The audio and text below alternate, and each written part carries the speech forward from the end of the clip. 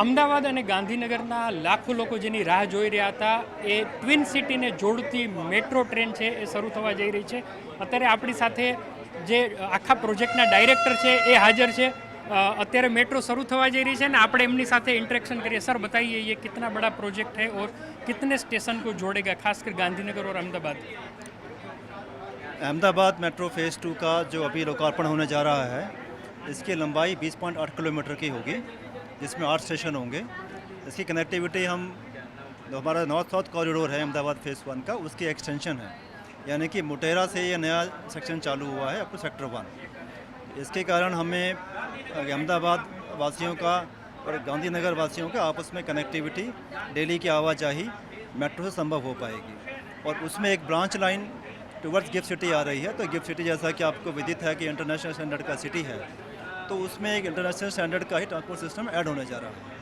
Sir अगर अहमदाबाद के कुछ प्रमुख स्टेशन से लेकर गांधीनगर के स्टेशन का अगर आप जिक्र कर दे तो हमारे दर्शकों के लिए वो आसान होगा. कहाँ से कहाँ तक शुरू होगा? यस, अगर हम बात करें स्टेशंस की तो सेक्टर 1 गांधीनगर, उसके बाद इन्फो सिटी स्टेशन जो इन्फो सिटी हब है, Dhola Kuan station, Randesan station, Raysan station, JNLU station, PDU station and GIFT City station. 8 station.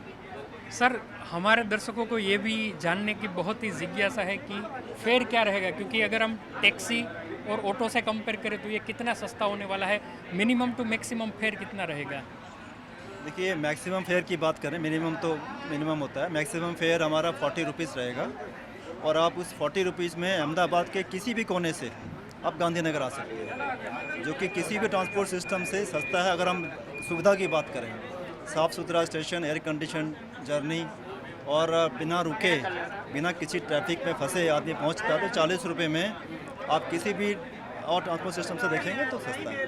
खासकर सर ये यहाँ पर गिफ्ट सिटी है और फिर कई सारे ऐसे शैक्षणिक संस्थान हैं इंटरनेशनल लेवल के, तो वो फ्रीक्वेंसी भी इतनी ही रहेगी, क्योंकि जो वो 5 किलोमीटर का जो अलग से एक है जो JNLU से गिफ्ट सिटी तक आता है, तो वो फ्रीक्वेंसी किस तरह से रहेगी? देखिए, ये फ्रीक्वेंसी जो ट्रेन की होती है ये लगातार चेंज होती जाती है. अभी हम स्टार्टिंग में हम पहले ऑब्जर्व करते हैं कि कितना ट्रैफिक आ रहा है. अगर हम अभी से फ्रीक्वेंसी बढ़ा देंगे तो पब्लिक मनी का वेस्टेज होता है.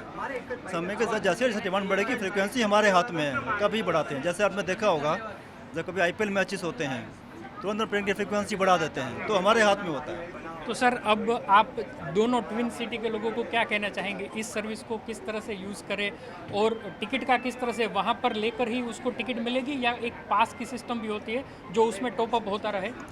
यस, पास सिस्टम भी है, जैसा कि अहमदाबाद फेज़ 1 में ऑलरेडी चल रहा है. पास लेके आप टैप पे सीधा अंदर आ सकते हैं.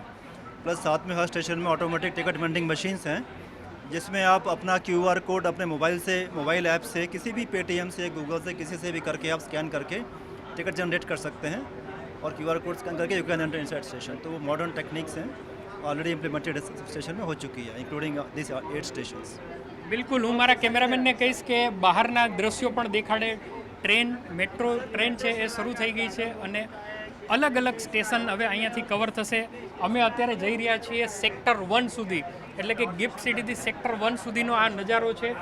અને સામાન્ય નાગરિકો માટે 17 તારીખથી છે આ ખુલ્લું મૂકવામાં આવશે. 16 તારીખે પ્રધાનમંત્રી નરેન્દ્ર મોદી છે એ આનું ઉદ્ઘાટન કરશે અને આપને અમે દેખાડીએ કે જે અલગ અલગ ખાસ કરીને ગિફ્ટ સિટીના જે બિલ્ડિંગ છે એનો નજારો તમે અત્યારે જોઈ શકો છો. જે અંડર કન્સ્ટ્રક્શન બિલ્ડિંગ છે એ પણ આપ જોઈ શકો છો કે કેટલું ઝડપથી શરૂ થઈ રહ્યું છે.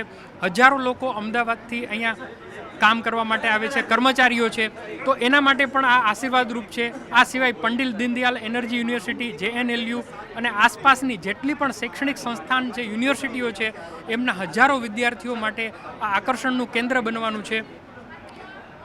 નરેન્દ્ર મોદી જ્યારે ગુજરાતના મુખ્યમંત્રી હતા ત્યારે જ એમનું એક સપનું હતું કે આપણે અમદાવાદ ગાંધીનગરને ટ્વિન સિટી તરીકે છે એ ડેવલપ કરીએ.